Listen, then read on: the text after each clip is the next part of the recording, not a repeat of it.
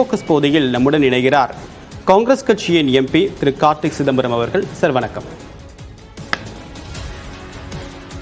வணக்கம். தமிழக வெற்றி கழகத்துடைய கொடி நேற்று அறிமுகப்படுத்தப்பட்டிருக்கு. விஜயுடைய அரசியல் கட்சி முழு வடிவம் பெற்றிருக்கிறதா கருதுறீங்களா?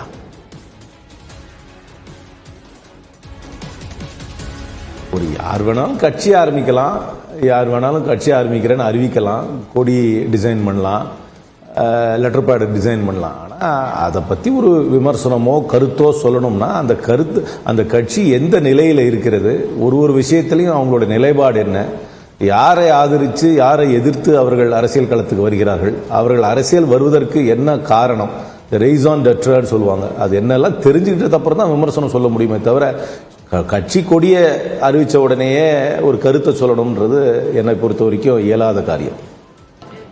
கட்சி நடத்துவது அவ்வளவு எளிதான காரியம் இல்லை, சிரமங்கள் இருக்கு, சவால்கள் இருக்கு அப்படின்னு உங்களுடைய பேட்டியில குறிப்பிட்டிருக்கீங்க. அரசியல் செய்யறதோ அரசியல் கட்சி தொடங்குறதோ அரசியல் களம் இன்னைக்கு அவ்வளவு சவாலானதா மாறி இருக்கா, இல்ல விஜயுடைய அரசியல் பார்வை மீது உங்களுக்கு இருக்கக்கூடிய சந்தேகமா? அது அவருடைய பார்வை எப்படி இருக்குன்னா எனக்கு தெரியாது. ஏன்னா அவருடைய நிலைப்பாடே, அவருடைய சோஷியல் வியூவோ எக்கனாமிக் வியூவோ எனக்கு எதுவுமே தெரியாது. ஏன்னா அதை பற்றி அவர் இன்னும் விவரமாக விளக்கி பேசினதாக எனக்கு எந்த விதமான தகவலும் வரல. ஆனால் ஒரு அரசியல் கட்சியை நடத்துறது என்பது ஒரு ஈஸியான வேலை கிடையாது. அரசாங்கத்தை கூட நடத்திடலாம். ஏன்னா அரசாங்கத்துக்கு ஒரு பெர்மனன்ட் பியூரோக்ரஸி இருக்குது. ஐஏஎஸ் ஆஃபீஸர்ஸ் இருப்பாங்க, ஐபிஎஸ் ஆஃபீஸர்ஸ் இருப்பாங்க, அப்புறம் எல்லா நிலையிலும் அதிகாரிகள் இருப்பாங்க, ஒரு கான்ஸ்டிடியூஷன் இருக்கும், அதுக்கப்புறம் விதிமுறைகள் இருக்குது. அதனால அரசாங்கத்தை கூட நடத்திடலாம். ஆனால் கட்சி என்பது ஒரு வாலண்டியர் ஃபோர்ஸ். அந்த வாலண்டியர் ஃபோர்ஸை மோட்டிவேட் பண்ணி அதை கட்டுக்கோப்பாக வைப்பது என்பது ஒரு சாதாரண விஷயம் கிடையாது. நிறைய பேர் கட்சி ஆரம்பித்து தோல்வி தான் அடைஞ்சிருக்கிறாங்களே ஒழிய வெற்றி அடைஞ்சது கிடையாது. அதனால இவருக்கு இன்னும் நான் தோல்வி அடைவார் அப்படின்னு நான் சொல்லலை. ஆனால் நீங்கள் ஹிஸ்ட்ரி எடுத்து பார்த்தீங்கன்னா கட்சியை நடத்துவது அவ்வளவு எளிதான காரியம் இல்லை. அதுக்கு கான்ஸ்டண்ட்டாக அதை ஒரு அந்த ஆர்கனைசேஷனை ரீஇன்விகிரேட் பண்ணிக்கிட்டே இருக்கணும், கான்ஸ்டன்ட் டச் வைக்கணும், நிறைய உழைக்கணும், நிறைய டிராவல் பண்ணணும், நிறைய பேரை போய் சந்திக்கணும் நேரடியாக. இதை ஒரு ப்ராக்சி மூலமாகவோ மற்ற நாமினிஸ் மூலமாகவோ நடத்த முடியாது. அதுக்கப்புறம் அங்கே கட்சிக்குள்ள வாலண்டியர் ஃபோர்ஸ்க்குள்ள அதோடைய ஆஸ்பிரேஷனல் ப்ராப்ளம்ஸ்லாம் நிறைய வரும். நீயா நானான்லாம் போட்டியெல்லாம் வரும். அதெல்லாம் தீர்க்கணும். நிறைய பேரை உள்ளே கொண்டு வரணும், உள்ளே கொண்டு வருவங்களுக்கு வேலை கொடுக்கணும், அதுக்கப்புறம் முக்கியத்துவம் கொடுக்கணும், நிறைய வேலை இருக்குது. அதனால் கட்சிகள் ஆரம்பித்து தோல்வி அடைந்தவர்கள் தான் தமிழ்நாட்டில் அதிகமாக. கட்சிகள் ஆரம்பித்து வெற்றி அடைந்தவர்கள் மிக மிக ஒரே கையில் இருக்கிற 5 விரல்குள் எண்ணிடலாம். கடந்த காலங்களில் ரஜினி கட்சி தொடங்க முற்பட்டார். அவருடைய கருத்துக்களை வச்சு அதற்கு எதிர்வினை வந்தது. விஜயும் சில விஷயங்களை நீட் தேர்விலையும் கள்ளக்குறிச்சியிலையும் குடியுரிமை சட்ட திருத்தத்திலையும் தன்னுடைய கருத்தை சொல்லியிருக்காரு. ஆனால் அன்னைக்கு நேரடியாக ரஜினியை எதிர்த்தவர்கள் இன்னைக்கு விஜய்க்கு ரொம்ப கவனமாக தங்களுடைய கருத்துக்களை மாற்று கருத்துக்களை முன்வைக்கிறாங்க. இது அவர் மீது இருக்கக்கூடிய அச்சமா? இல்லை, யார் மேலேயும் யாருக்கும் அச்சம்லாம் கிடையாது. ஒன்றும் கருத்தெல்லாம் ஒன்றும் பெருசாலாம் வைக்கல. கள்ளக்குறிச்சியில் நடந்தது ஒரு ட்ராஜடி, எல்லாரும் தான் அதை கண்டம் பண்ணுவாங்க. நீட்டை பொறுத்த வரைக்கும் தமிழ்நாட்டில் ஒருமித்த கருத்து இருக்குது.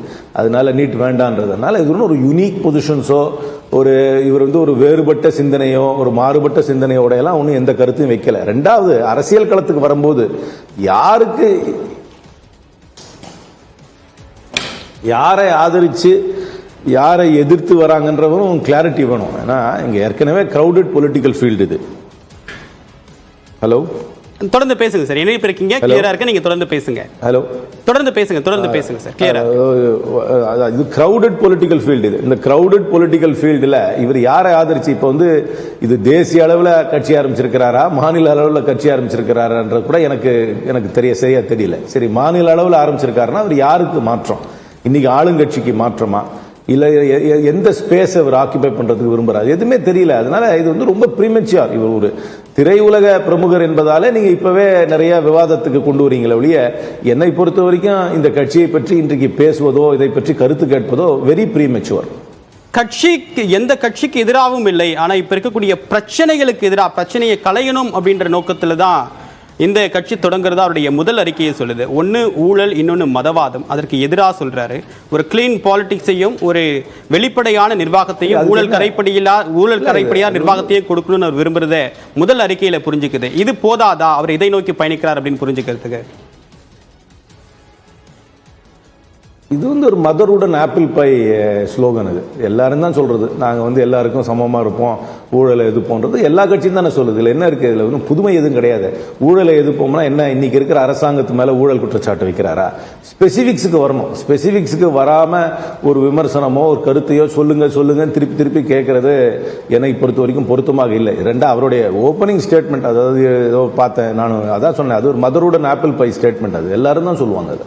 அதனால அதில் என்ன ஸ்பெசிஃபிக்ஸ்? இன்னைக்கு இருக்கிற சமூக பிரச்சனைகளுக்கு நான் வந்து ஒரு மாற்றம் கொண்டு வருகிறேன் என்றால் என்ன மாற்றத்தை கொண்டு வர போகிறார், அதை எப்படி கொண்டு வர போகிறார், எதை முன்வைக்கிறார், எல்லாம் சொன்னா தான் அதுக்கப்புறம் தெரியும். ஸ்பெசிஃபிக்ஸே இல்லாமல் ஒரு ஜெனரலிஸ்டா ஒரு எல்லா ஸ்டேட்மெண்ட்டையும் கொடுக்கறதுல எப்படி நம்ம வந்து ஒரு கருத்து சொல்றது? திமுகவை அண்ணா தோற்றுவித்தப்ப காமராஜரும் காங்கிரஸும் திமுகவுடைய வளர்ச்சியை சரியா கணிக்கல. அவங்களுடைய வளர்ச்சி அப்படின்றது காங்கிரஸ்க்கு ஒரு பிளைண்ட் ஸ்பாட்டா இருந்தது. அதனால தான் ஆட்சியையும் அரசையும் இழக்க வேண்டிய நிலைமை ஏற்பட்டது. இப்ப அதே மாதிரி ஒரு எண்ணத்துல தான் திமுகவும் திமுக கூட்டணியும் இருக்கு, காங்கிரஸும் இருக்கா? எனக்கு சரியா கேட்கல கேள்வி. யார் அண்டர் எஸ்டிமேட் பண்றா?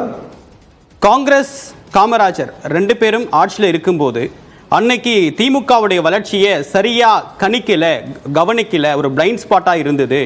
அதனால தான் இன்னைக்கு ஆட்சி இழக்க வேண்டிய நிலை காங்கிரஸ்க்கு ஏற்பட்டது. இன்னைக்கு அதே மாதிரி தான் திமுக விஜயுடைய வருகையையும் அவருக்கு இருக்கக்கூடிய ஆதரவையும் கவனிக்கவோ அல்லது கணிக்கவோ தவறு. ரொம்ப ஒரு எரோனியஸ், இது ஒரு எரோனியஸ் கம்பேரிசன். தயவுசெய்து அப்படி கம்பேர் பண்றதே ரொம்ப தப்பு. டிஎம்கே என்பது ஒரு சோஷியல் மூவ்மெண்ட்டாக ஆரம்பிச்சது. அதுக்கு ஒரு சோஷியல் ரீசன் இருந்தது.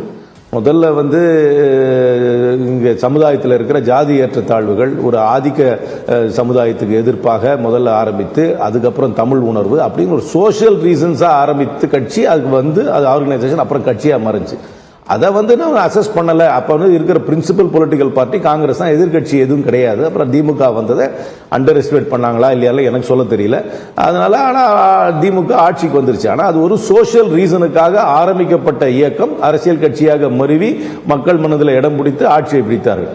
இந்த மாதிரி ஒரு சோஷியல் ரீசனுக்கெல்லாம் ஒன்றும் இந்த கட்சி ஆரம்பித்த மாதிரி எனக்கு தெரியல. என்ன சோஷியல் ரீசனுக்காக இந்த கட்சி ஆரம்பிச்சிருக்காங்க? இல்லை இந்த சோஷியல் அஜெண்டாவை முன்வைத்து இவ்வளவு நாள் பயணித்து அதை வந்து இப்போ கட்சியாக மாற்றாங்களா? அதனால இது ரொம்ப தவறான கம்பேரிசன். இது கம்பேரிசனே கிடையாது. ரெண்டாவது, அன்னைக்கு வந்து ஒரு பிரின்சிபல் பொலிட்டிக்கல் பார்ட்டியாக காங்கிரஸ் இருந்து அதுக்கு எதிர்ப்பாக திமுக வந்துச்சு. இன்னைக்கு ஏற்கனவே கிரௌடட் ஃபீல்டு. 2 திராவிட கட்சிகள், பெரிய திராவிட கட்சிகள், 2 தேசிய கட்சிகள், அதுக்கப்புறம் மற்ற சிறிய கட்சிகள், சமுதாய அமைப்பு கட்சிகள், அதுக்கப்புறம் நாம் தமிழர் ஒரு பக்கம். இங்க ஏற்கனவே கிரௌடட் மார்க்கெட்ல இன்னொரு கட்சி வந்து அது என்ன டிஃபரன்ஷியேட்டிங் ஃபேக்டர்? இந்த கட்சிகளுக்கும் மற்ற கட்சிக்கும் என்ன வேறுபாடு, என்ன யூனிக்னஸ், எந்த மார்க்கெட்டை இவங்க டேப் பண்ண பார்க்கறாங்க, எந்த வாக்காளரை இவங்க கவர பார்க்கறாங்க, அதெல்லாம் நிறைய அனலைஸ் பண்ணி தான் சொல்லணும். முடிய கட்சி சினிமா துறையில் இருக்கிறார், பிரபலமானவர் என்பதற்காகவே கட்சி ஆரம்பித்த உடனே அதுக்கு வந்து ஒரு ப்ராஸ்பெக்ட் இருக்குமா அப்படின்லாம் ஒரு காமெண்ட்ரி கொடுக்கிறது என்னால் முடியவே முடியாது. என்னால் அதிமுக எதிர்க்கட்சி அந்தஸ்து பெறுவதற்கே பாஜக தான் காரணம். பாஜகவை எதிர்க்கட்சியாக, ஒரு வலிமையான எதிர்க்கட்சியாக திமுக அங்கீகரித்து விட்டது அப்படின்னு அண்ணாமலை ஒரு கருத்து சொல்லியிருக்கார். இதை பற்றி உங்களுடைய பார்வை என்ன? எப்படி சொல்றாருன்னே தெரியலையே. என்னை பொறுத்த வரைக்கும் பாஜக தமிழ்நாட்டில் ஒரு டிக்ளைனிங் ஃபோர்ஸ். குறிப்பாக பாராளுமன்ற தேர்தலுக்கு அப்புறம் அவங்களுடைய கொஞ்சம் மவுஸ் குறைஞ்சிருக்கு. ஏன்னாக்க அவங்க வந்து முதல்ல ப்ராமிஸ் பண்ண அளவுக்கு பார்லிமெண்ட்டில் அவங்க வந்து பர்ஃபார்ம் பண்ணல. தமிழ்நாட்டை பொறுத்த வரைக்கும் அது கீழே போயிட்டாங்க. என்னை பொறுத்த வரைக்கும் அண்ணா திராவிட முன்னேற்ற கழகம் தான் தமிழ்நாட்டை பொறுத்த வரைக்கும் 2வது பெரிய அரசியல் கட்சி. ஆளும் கட்சியாக இருக்கின்ற திராவிட முன்னேற்ற கழகம் முதல் கட்சியாக எடுத்துக்கொண்டால் 2வது கட்சி அண்ணா திராவிட முன்னேற்ற கழகம் தான். Anna Dravida Munnetra Kazhagam is always under estimated. ஏன்னாக்க அவங்க வந்து அடிக்கடி தொலைக்காட்சியில் வந்து ஆங்கிலத்தில் பேட்டி கொடுப்பது கிடையாது. அவங்க வந்து சோஷியல் மீடியாவை வந்து ரொம்ப நல்லா யூஸ் பண்ணுறது கிடையாது. அவங்க நேஷனல் மீடியாவில் டிபேட்ல எல்லாம் கலந்துக்க கிடையாது. அது ஒரு ரூரல் பார்ட்டி. நம்ம மக்கள் மனதில் இன்னும் இருக்குது. அந்த கட்சியோட சிம்பல்ன்றது இன்னும் பவர்ஃபுல் சிம்பல், ரெட்டை இலை என்பது.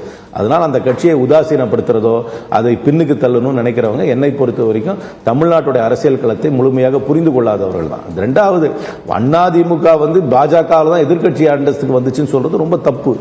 பாஜக என்பது ஒரு டிராகிங் ஃபோர்ஸ். யார் பாஜக கூட தமிழ்நாட்டில் கூட்டணி வைக்கிறார்களோ அவர்கள் தேர்தலிலே தோற்று விடுவார்கள்.